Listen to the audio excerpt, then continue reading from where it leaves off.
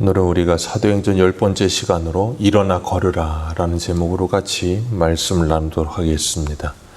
초대교회가 성전에 모여 함께 예배드리고 사도들의 가르침을 받고 흩어져서 가정에서 소그룹으로 모여서 애찬과 성찬하고 교제하며 성도의 교통이 왕성하게 일어나는 모습을 우리가 보았습니다. 그렇게 왕성하게 성도의 교제가 일어나며 그 모든 필요한 물질을 성도들이 자원하여 재산과 소유를 팔아 필요를 따라 나누며 그것을 조금도 자기의 것이라 하는 이가 없었다 그랬어요. 그 모든 것이 성령 하나님의 역사하심이었습니다. 모든 것이 하나님의 것임을 인정하고 그것을 잠시 위임받은 청직이라고 하는 분명한 자신의 신분적인 모습을 기억하면서 이 땅에서 물질이 수단이 되어 하나님의 나라와 하나님의 뜻이라고 하는 목적을 이루기 위해서 그 하나님의 영광을 위해 살아가도록 성령께서 인도하시는 교회, 그렇게 움직여져 가시는 교회, 그것이 바로 이 땅의 교회여야 한다는 것을 우리들에게 성경을 통해서 하나님은 보여주십니다. 그래서 우리가 날마다 교제가 더하고 은혜가 더하고 예배가 더하고 말씀이 더하고 그런 풍성함이 우리 안에 있어서 우리 주변의 사람들에게 주님께서 우리를 보내실 때 그들에게 우리에게 더하여진 것들을 나눌 수 있는 복이 있으시기를 축복합니다. 오늘은 제9시가 되었다 그랬어요. 그래서 베드로 요한이 성전에 올라갑니다.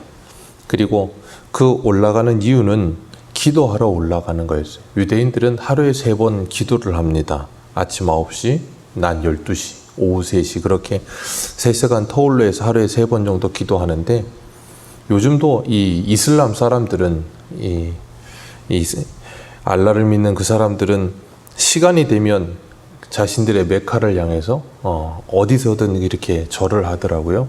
그런 것처럼 유대인들도 하나님을 향해서 기도하는 것이 그들에게 있어서는 정해져 있었어요. 그렇기 때문에 그 시간이 되어서 그들이 기도를 하는데 베드로가 어떤 집의 지붕 위에서도 기도하는 모습이 있던 것처럼 이렇게 항상 기도하는 모습이 그들에게는 일상이에요. 그러는 가운데 이제 예루살렘에 와서 그들이 성전 안에 들어가서 기도하게 됩니다.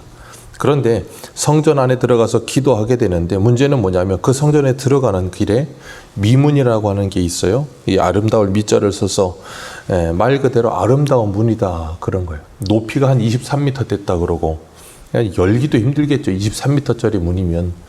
그런 문에다가 이 금하고 은으로 엄청나게 치장을 해서 굉장히 화려한 문을 가지고 있는데 거기에 날 때부터 걷지 못하는 안진뱅이가 앉아 있는 거예요. 생각해 보세요. 23m짜리 문 앞에 안진뱅이가 거기 매일 날마다 앉아 있어요. 그러면 그 문과 안진뱅이의 모습이 굉장히 어울리지가 않잖아요. 그런 언밸런스한 모습으로 그렇게 있는데 사도행전 4장 22절 보면 그 사람의 나이가 40여 세가 되었다 그랬습니다. 몇십 년을 거기 날마다 앉아서 있던 거예요. 사람들이 들여다가 거기다가 내려다 놓고 그러면 거기에서 매일 구걸하면서 조금 돈을 얻어서 그것으로 자신의 생명을 연명하고 그러면서 그곳에서 어떻게든지 돈을 얻어 기도하러 가는 사람들이니까 마음도 착할 거고 그러니까 조금이라도 더 얻을 수 있을 거라는 그런 생각에 거기 앉아 있는 거예요. 그러면서도 그 사람은 그 미문 안에 성전 안에 들어가서 하나님께 기도하고 예배하지 못합니다. 그렇기 때문에 이 안진뱅인 이 사람에게 있어서 그 미문 안에 하나님의 성전은 뭐겠어요? 그림의 떡입니다. 항상 거기를 바라보기는 하겠지만 거기에 들어갈 생각조차 하지를 못해요. 왜요? 자신은 안진뱅이거든요. 그러니까 들어갈 수가 없는 거예요. 그런 상태로 거기에 앉아서 구걸을 하고 있는데 이 사람이 베드로 요한이 기도하러 들어가는 길에 그 베드로 요한을 부릅니다. 기도하러 들어가는 이 사람들은 그 기도할 목적을 가지고 그것을 향해 빨리 가고 있는데 이 안진뱅이가 그를 불러요. 그랬더니 베드로 요한이 4절 말씀 같이 한번 읽겠습니다. 시작. 네, 그들이 이 안진뱅이가 자신들을 부르니까 기도하러 들어갈 목적으로 그것만 바라보고 있다가 안진뱅이의 시선을 돌립니다. 그리고 어떻게 합니까? 주목합니다. 주목하여서 그를 보게 됩니다. 중요한 건 날마다 미문에 앉아있던 사람, 그리고 유대인들은 날마다 시간이 되면 하나님께 기도하던 사람들. 그러면 베드로 요한도 이 성전에 들어가서 기도하는 것이 지금이 처음이었을까요? 아니면 수없이 많이 갔을까요? 네, 수없이 많이 갔을 거란 말이에요. 그럼 베드로 요한도 이 안진뱅이, 미문 앞에 앉아있는 이 안진뱅이를 봤을까요? 못 봤을까요? 봤을 겁니다. 누구든 다 알 겁니다.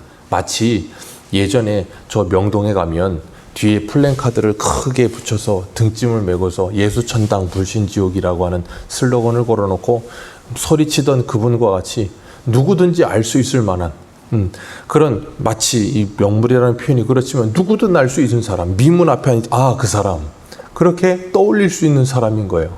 그럼 베드로 요한도 항상 그 사람을 보았을 것이고 알았을 것인데 그 사람이 구걸하니까 그제야 그에게 눈을 돌리고 그를 주목합니다. 그리고 주목하면서 그 사람에게 그래요. 우리를 보라. 우리를 보라. 아니, 갑자기 자기들을 보라 그러니까 이 안진뱅이가 얼마나 설레겠습니까? 다른 사람들 기도하러 빨리 지나가는데 이 사람들이 자기를 보라는 거 보니 뭔가 돈을 주겠거나 말 그대로 은과 금을 주겠거나 그런 생각을 한 거예요. 그런 생각을 가지고 그를 바라보는데 베드로가 이렇게 외칩니다. 은과 금은 내게 없거니와. 이 첫 문장에서부터 이 사람은 실망했을 겁니다.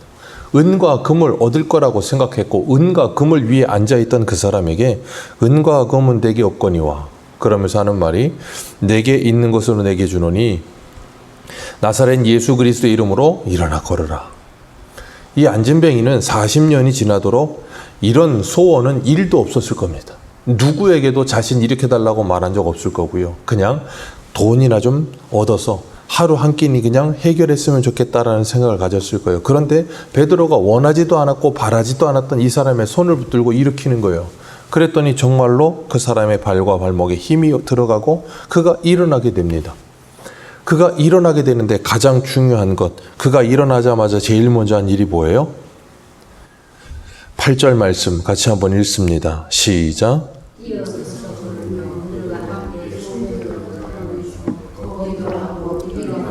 하나님을 찬송하니. 그 사람은 성전 민문에 앉아서 항상 구걸하던 사람, 성전 안은 그림의 떡이었는데 그 사람이 일어나자마자 가장 먼저 한 일이 뛰어걸으며 제자들과 함께 뭐 했다고요? 성전에 들어갑니다. 성전에 들어가고 하나님을 찬송하는 사람이 됩니다. 구걸하러 앉아서 기대도 1도 하지 않았는데 나사렛 그 예수 그리스도로 말미암아, 베드로가 전하는 그 나사렛 예수 그리스도로 말미암아 그의 인생의 근본적인 문제가 해결이 되어져요. 그래서 그가 평생을 앉아있던 인생에서 이제는 일어나서 걷는 인생이 됩니다. 이게 복음인 줄 믿습니다. 이게 복음이라는 것을 하나님은 우리들에게 분명히 보여주시는 거예요. 날 때부터 평생을 걷지 못하는 안진뱅이와 같은 사람이 우리들이라는 거예요. 영적으로 완전히 주저앉아서 아무것도 할 수 없는 무능한 상태에 있는 사람들. 그래서 에베소서 2장의 말씀대로라면 허물과 죄로 죽어있는 인생과 같은 인생들. 그런 우리들에게 주님이 찾아오시는 거예요. 그리고 주님이 찾아오셔서 우리에게 복음을 전해주시는 겁니다. 은과 금은 내게 없거니와. 평생을 영적으로 주저앉은 인생이 되어서 은과 금만을 위해 살던 인생이었는데 주님이 찾아오셔서 예수 그리스도의 이름으로 우리를 일어나 걷게 하시는 겁니다. 그러면 뭐 한다고요? 성전에 들어가서 기뻐하며 찬송하는 거예요.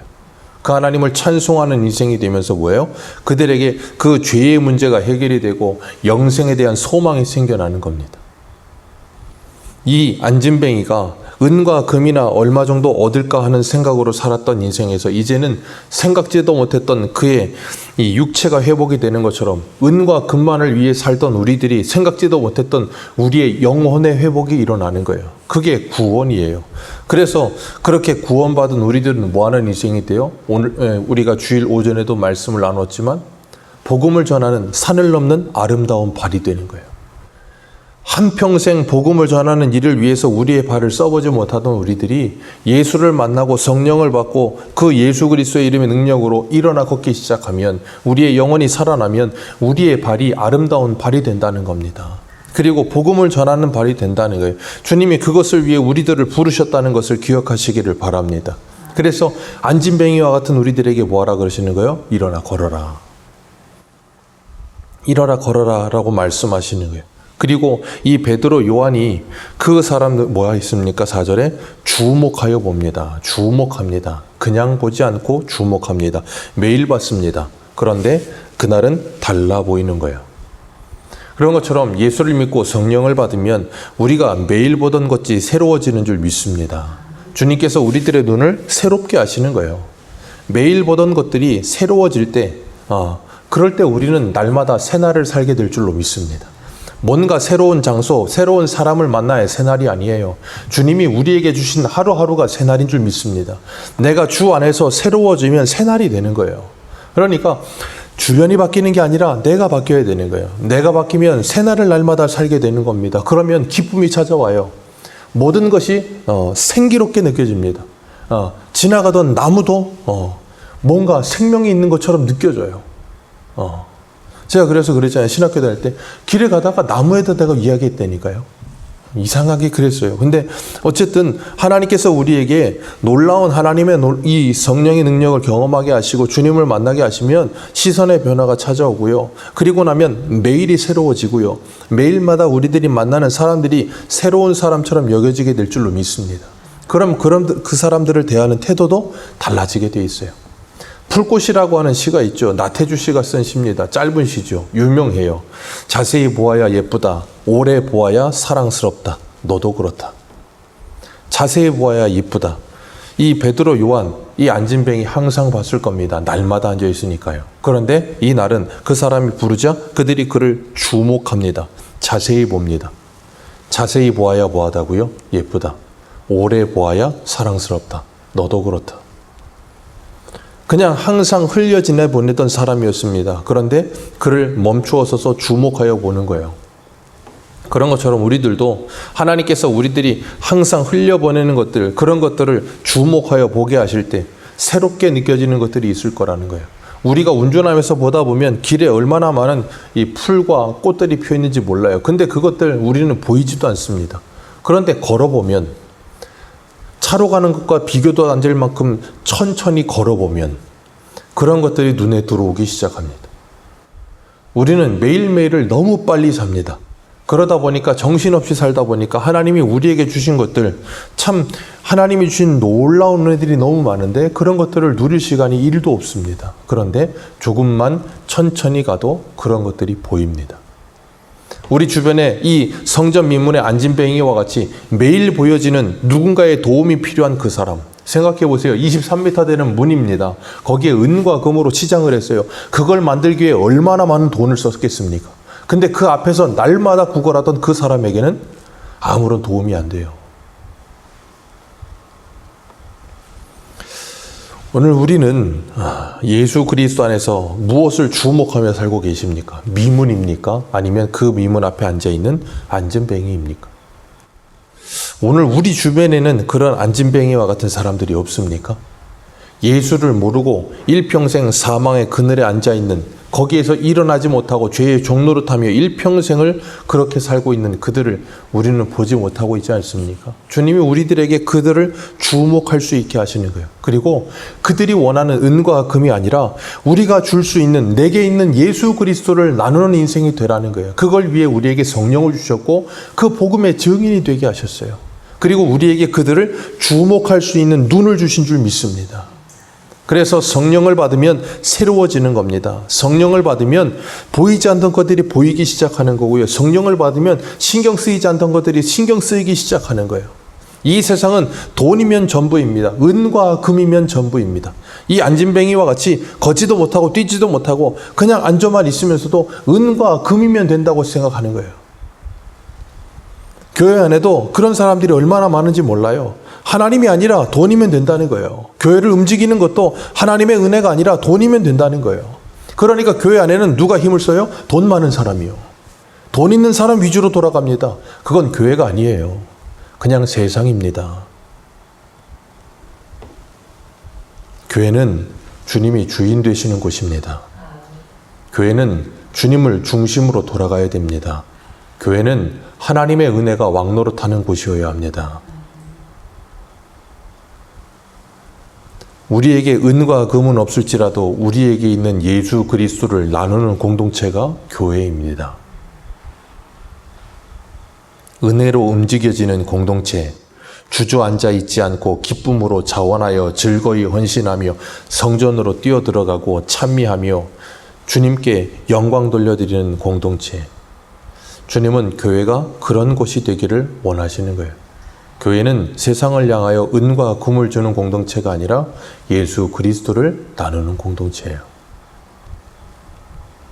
그래서 우리가 이 성도에서 열리는 로잔 대회 아니면 그런 것들을 조금 우려스럽게 보는 이유는 교회는 NGO 단체는 아니에요. 우리가 해야 될 일은 다른 일을 돕는 일입니다. 다른 일을 돕는 일은 가장 주된 목적이 복음을 전하는 겁니다. 그들의 영혼의 구원을 위해 우리들이 다른 사람을 돕기도 하고요. 다른 사람의 어려움을 채우기도 하고요. 그런 일을 하는 목적이 무엇인가 하는 게 굉장히 중요한 거예요. 그것이 주객이 전도되면 안 되죠. 그런데 오늘날은 그게 이제는 주객이 전도되는 게 아니라 아예 그냥 다른 사람을 돕는 일을 너무 등한시하는 일이 돼버렸어요. 기도하는 일은 바빠졌는데 기도하러 달려가면서 그 앞에 앉아있는 사람을 주목하는 일은 찾아보기 힘든 시대가 점점 되어가는 것 같아서 오히려 그런 걸 해야 되겠다는 생각이 더 강렬해지는 것 같은 시대가 됐어요. 참 안타깝죠. 우리가 기억해야 할 것은 우리가 바로 그 안진뱅이였다는 것을 기억하시길 바랍니다. 우리가 그 안진뱅이였는데 주님께서 우리를 주목하셨습니다. 그리고 우리에게 복음을 전해주는 사람을 통해 우리가 일어나게 되었고 이제는 성전에 들어가게 되었고 이제는 그 아름다운 소식을 전하는 발이 된 줄로 믿습니다. 하나님께서는 그런 우리에게 이제는 우리의 시선을 바꾸어서 다른 이들을 향하여서 달려가라고 말씀하십니다. 우리 주변에 여전히 일어나지 못하고 안진뱅이가 되어 살고 있는 그들에게 이 복음을 전하라고 하십니다. 그리고 그들도 그 영적인 안진뱅이와 같은 상태에서 일어나서 주님을 찬송하며 하나님께 영광 돌리는 인생이 되도록 사람을 살리는 사람들, 다른 이들에게 이 복음을 전하기 위해 그 산을 넘는 아름다운 발이 되는 저와 여러분들 되시기를 축복합니다. 기도하겠습니다.